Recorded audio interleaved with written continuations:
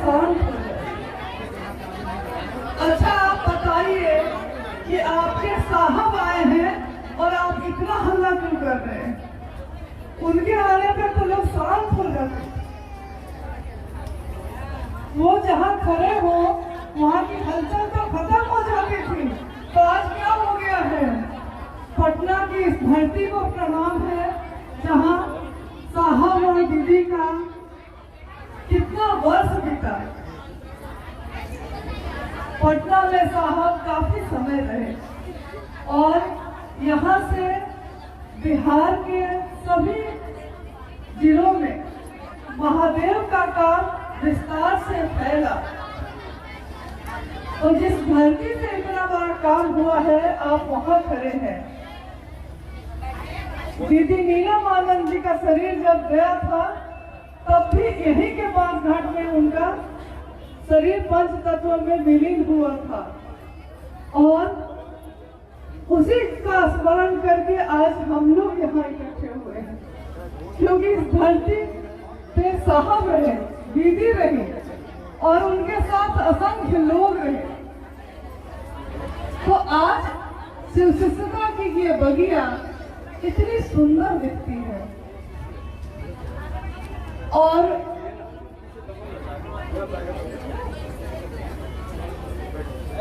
साहब की इच्छा, साहब की बात का स्मरण करिए। साहब ने अपनी अंतिम संगोष्ठी में ये कहा कि अब संगोष्ठी मैं नहीं करूंगा, आप करेंगे। भले उसका नाम कुछ और होगा, बैठक करिए, चर्चा करिए, साप्ताहिक की चर्चा करिए, लेकिन ये अब आप करेंगे। और वो पिछले 1 वर्षों से बार बार ये कहते रहे कि मेरा काम यहाँ हो चुका, मैं महादेव की स्थापना हर दिल में करने आया था और मेरा ये काम हो चुका। अब असंख्य ऐसे लोग हैं जो ईमानदारी से मेरे गुरु शिव का काम आगे बढ़ाते रहेंगे। जिस नदी के किनारे हम और आप खड़े हैं आज, साहब बोलते थे कि ये गंगा की नदी पावन होती है। पावन जो होता है ना, वो कभी भी अपवित्र नहीं होता, पावन तो पावन ही होता है। और साहब ने शिव की शिष्यता को भी पावन जलधारा ही कहा। एक ऐसी पावन जलधारा जो चाहे लाख गंदगियां आ जाए इस रास्ते पे, लेकिन जिस तरह गंगा कभी अपवित्र नहीं होती, हमेशा पावन होती है। साहब के संकल्प पे चलने वाले लोगों के लिए ये धारा सतत प्रवाहित होती रहेगी और ये धारा हमेशा पावन होगी। चाहे शिव शिष्यता का लोग व्यापार बनाने वाले लोग भी आ जाएं, तब भी ये शिव की शिष्यता असंख्य लोगों से विस्तार पाएगी और सुंदर और सुवासित होगी। साहब कहते हैं कि वो शिव 1000 आंखों से देखता है। आप लोग बैठ गए प्लीज, आप लोग बैठ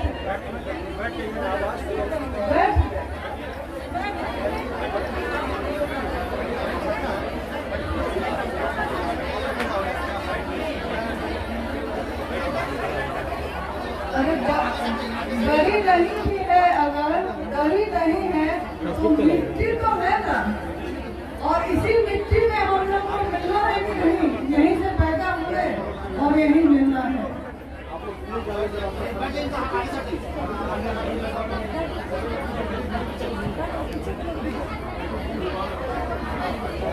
बैठ जाइए, कृपया बैठ जाइए।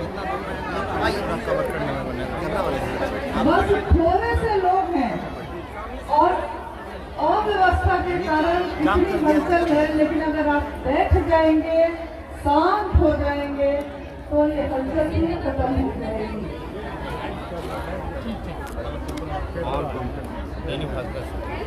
ये पावन जलधारा शिव की अनंत गहराइयों तक जाती रहेगी और आने वाले समय में चाहे हम लोग भी रहें या ना रहें, हमारा शरीर भी चाहे मिल जाए, क्योंकि एक दिन तो सबको जाना है दुनिया से, लेकिन तब भी ये पावन जलधारा सतत हाँ, हम लोग को अब याद ये करना है कि क्या आपका जुड़ाव, शांत हो जाइए, क्या हम लोगों का जुड़ाव सिर्फ साहब भैरवानंद जी के शरीर से था या उनकी आत्मा से था? हम लोग जुड़े किससे थे? उनके शरीर से या वो भैरवानंद साहब से जो वो कहते थे दर्शन करना है तो मेरे अंदर के उससे दर्शन करो और जो तुमसे मिलना चाहता है। तो वो साहब से मन से ही मिलना होगा और इस जलधारा के पास जो पावन है पवित्र है, हम लोग सब बैठे हैं और अगर आपके मन ने एक पल को भी साहब के मन को छुआ है तो आज आप ये अपनी जगह पर खड़े होकर शपथ लेंगे कि अपने जीवन में शिव को छोड़ेंगे नहीं, अपने जीवन में शिव का काम करते ही रहेंगे, आगे बढ़ते ही रहेंगे, चाहे लाख बाधाएं आए। साहब ने लिखा है कि जो गुलाब का फूल होता है वो कांटों पे चढ़ के ही खिलता है। हमारा जीवन भी कांटों से भरा है, लेकिन दुनिया उन कांटों को नहीं देखती। दुनिया उसको देखती है जो सुंदर है, जो सुवासित है, जो सुगंधित है। और वो क्या है? वो शिव की शिष्यता है। शिव की शिष्यता जो हमारे आपके दिल में साहब ने स्थापित की, उन साहब को हम कभी भूल नहीं पाएंगे और न भूलने की बात है, वो हमारे दिल में है। जिस तरह महादेव के लिए हमको कभी नहीं लगता कि महादेव आज है और कल नहीं रहेंगे, वैसे ही साहब और दीदी के लिए भी हमारा मन कभी ये स्वीकार नहीं करता कि वो थे और आज नहीं है। साहब आज कण कण में है, हमारे रोम रोम में है, हमारे दिल की हर धड़कन में है। और साहब भैरवानंद ने असंख्य ऐसे लोगों को पैदा किया है जो आने वाले वर्षों में, आने वाले मनमांतरों तक शिव का गुरु कार्य करते ही रहेंगे, अहर्निश करते रहेंगे। हम सब आइए साहब से आशीर्वाद मांगे कि वो हमें ताकत दे, और जो उन्होंने कहा कि मैं शरीर छोड़ने के बाद भी आप सबों के साथ हमेशा रहूंगा और ज्यादा रहूंगा, तो साहब की इस बात को स्मरण करिए और इसको अपनी ताकत बनाइए। हमारी इस पीड़ा को कोई कम नहीं कर सकेगा, हमारे इस दुख को कोई कम नहीं कर सकेगा। लेकिन साहब कहते हैं ना कि पीड़ा के क्षण में गुरु की दया त्वरित होती है, पीड़ा के क्षण में गुरु की दया ही मरहम का काम करती है। तो ये पीड़ा का क्षण भी तभी कम हो सकता है जब हम गुरु की बात करते हैं। और जब आप करते होंगे तो आपने देखा होगा कि आपको लगता है कि साहब है, साहब हम सबके साथ हैं। तो क्या हम लोगों ने जब शिव को गुरु बनाया था तो हमको स्मरण रखना होगा कि चाहे हम चलते किसी के साथ हैं, हम रहते किसी के साथ हैं, लेकिन हमारा साहब हर व्यक्ति का अपना है। जैसे शिव सबका होके भी हम सबों का अपना है। जो साहब ने कहा कि वो शिव सबका है, लेकिन जब तक आपका नहीं होगा, मेरा नहीं होगा, तब तक वो किसी परिणाम के लायक नहीं है, कोई परिणाम उससे नहीं मिल सकता।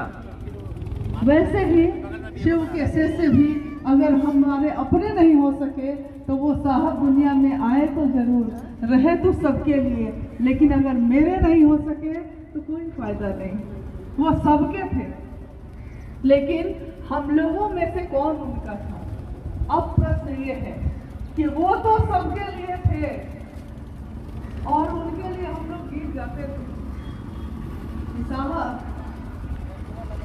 साहब की स्थिति ये थी कि उनके तरफ से अगर कहा जाए तो हम कह सकते हैं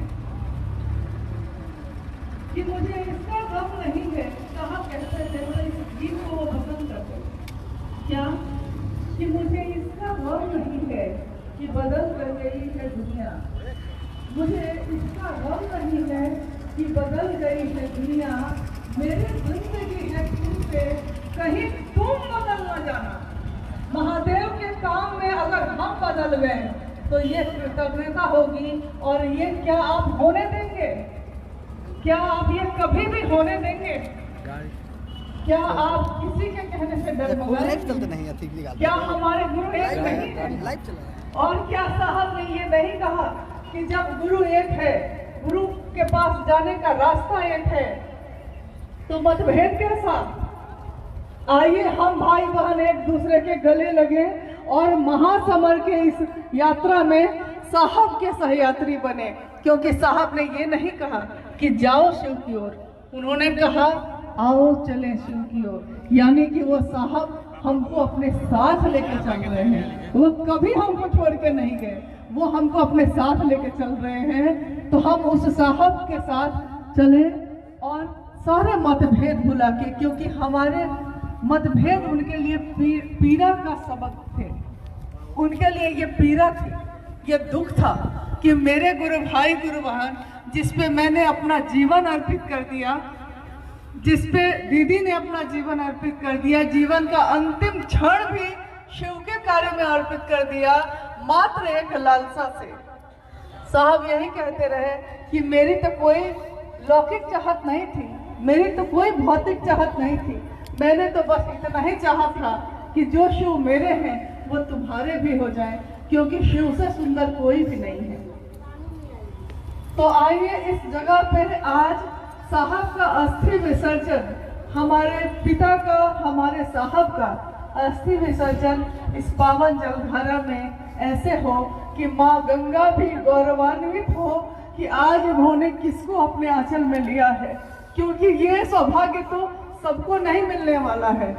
हम लोगों की आंखों ने साहब को देखा, हम लोगों के कानों ने साहब को सुना, लेकिन आने वाले लोग इसको नहीं सुन सकेंगे। साहब कहते थे कि वो शिव 1000 आंखों से देखता है, वो शिव 1000 कानों से सुनता है, वो शिव 1000 पैरों से चलता है। तो वो 1000 पैर किसके हैं?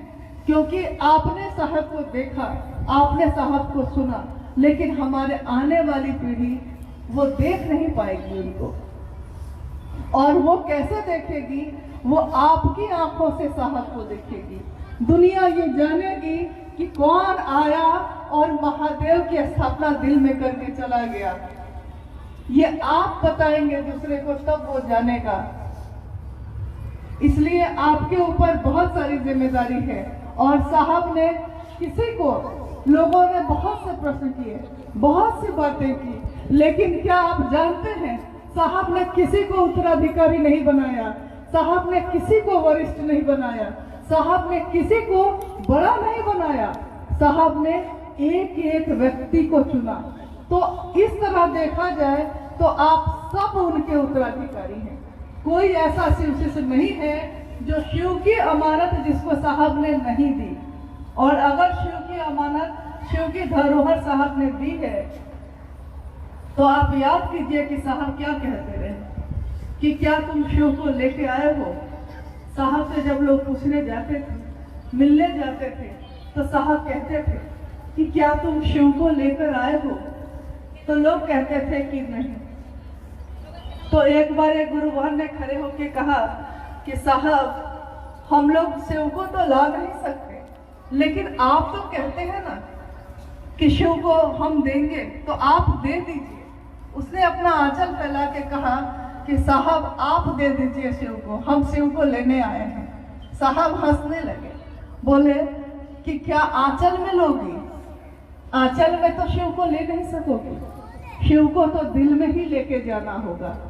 ये दिल धड़केगा तो शिव के लिए, ये जीवन, ये शरीर जिएगा तो शिव के लिए। साहब भाई जी ने कहा, रहो तो शिव, जियो तो शिव, बनो तो शिव। इससे ज्यादा आप लोगों को क्या कहूँ, बस हम सहयोगी बन के चलते रहे इस अनंत यात्रा में, जब तक ये जीवन है तब तक। आप सभी को प्रणाम।